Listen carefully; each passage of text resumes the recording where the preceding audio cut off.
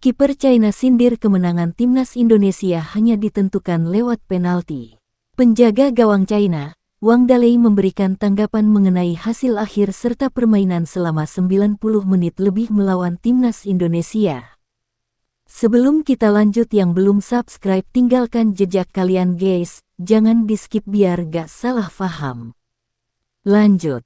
Tim nasional sepak bola China harus mengakui kekalahan dari tuan rumah timnas Indonesia 0-1 pada laga ke-9 ronde ketiga kualifikasi Piala Dunia 2026 Zona Asia Grup C, Kamis tanggal 5 Juni tahun 2025 malam WIB.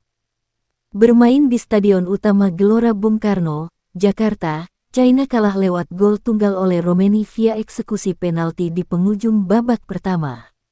Hasil ini memastikan China gagal lolos ke fase berikutnya, alias harus melupakan impian tampil di Piala Dunia 2026.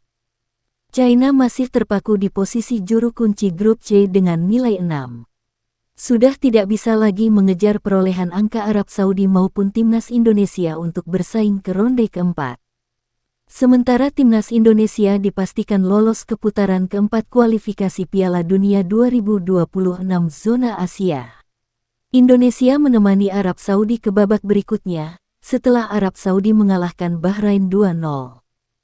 Penjaga gawang China, Wang Dalei memberikan tanggapan mengenai hasil akhir serta permainan selama 90 menit lebih melawan timnas Indonesia.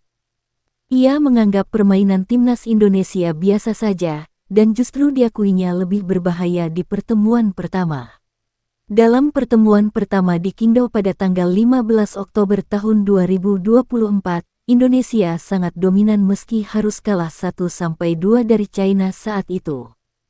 Saya pikir rekan-rekan setim saya bermain sangat ulet, tetapi ada beberapa momen dan hal-hal yang tidak dapat kami kendalikan, tutur Wang Dalei dikutip dari laman Sohu. Dalam pertandingan hari ini, saya pikir Indonesia mungkin tidak memiliki banyak peluang seperti yang mereka miliki saat bermain tandang. Mereka mungkin hanya memiliki satu tendangan penalti, tetapi begitulah sepak bola, tegas kiper 36 tahun. Wang Dalei kembali menjadi pemain andalan pelatih Branko Ivankovic di bawah mister gawang China untuk menghadapi timnas Indonesia. Namun pada menit ke-43, timnas Indonesia mendapat hadiah penalti ketika Ricky Kambuaya dilanggar yang Zhexiang di kotak terlarang oleh Romania yang menjadi algojonya, menaklukkan Wang Dalei dengan tendangan mendatar ke arah kiri kiper. Wang Dalei bermain penuh 90 menit, melakukan 2 kali penyelamatan penting. Meski kebobolan 1 gol, kiper Shandong Taisan melakukan 31 kali sentuhan bola, 3 kali recoveries dan 2 kali penyelamatan di kotak penalti. Ia mendapat rating 6,4 oleh Votmob.